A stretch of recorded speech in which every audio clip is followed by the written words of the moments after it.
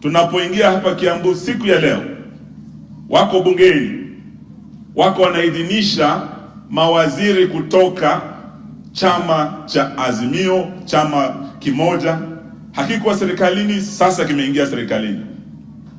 National Treasury, pesa ya Kenya yote imechukuliwa, imepeanwa kule. Hiyo ni nusu mkate, sio nusu mkate. Wamegawana serikali ya nusu mkate, lakini walikuwa wanasema no, it's a broad-based government.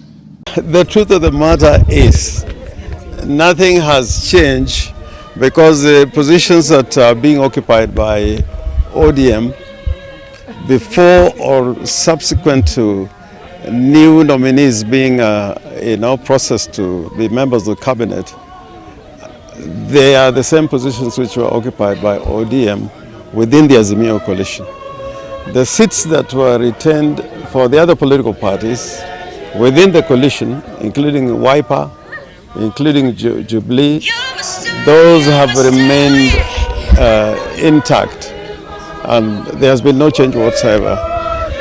ODM has made it clear that there is no coalition between ODM and Kenya Kwanza.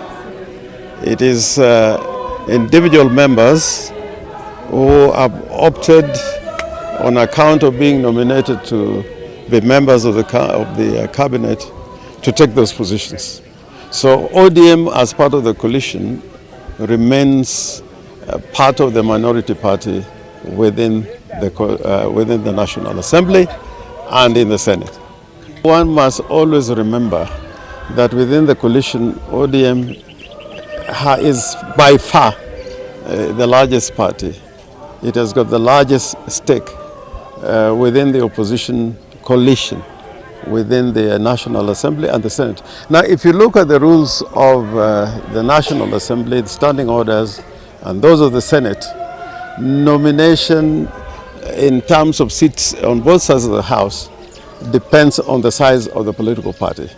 So within the coalition, whether in Kenya Kwanza or in Azimio, the same rules apply, as lawyers will say, mutatis mutandis.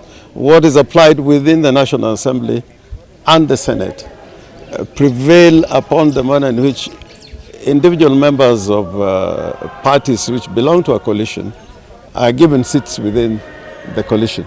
For example, we have also got members of the Azimio who are not parliamentary parties. Obviously, they cannot be given a slot within the leadership of the coalition, that is Azimio coalition, within Parliament.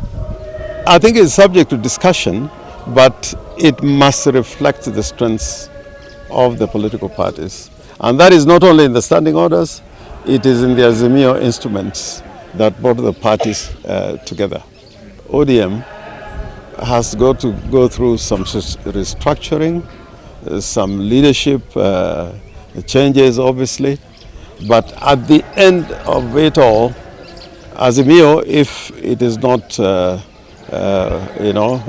distracted, or if it does not collapse, they have to sit together.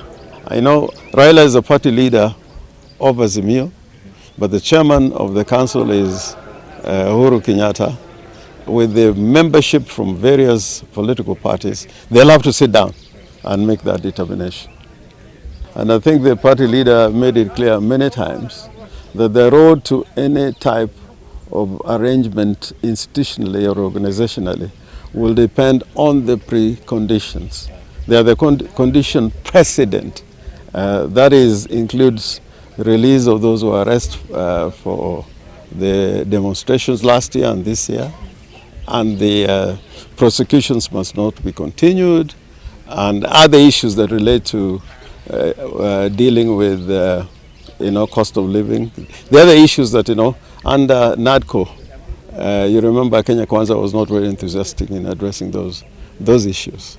That is the pathway towards some structural discussion between any side of the political formations.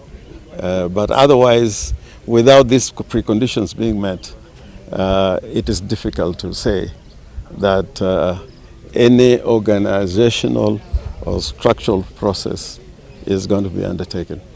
Popularity of governors within their counties, I don't think it was performance-based, but one would not be popular or unpopular if, let's say, the person who is popular is not meeting the demands by the electorate. Similarly, if you're meeting the demands of the electorate, you become popular. I am happy that in the assessment, in terms of the popularity of individual governors, me included, we are at number 5, which is not a bad number out of 47, but our hope is that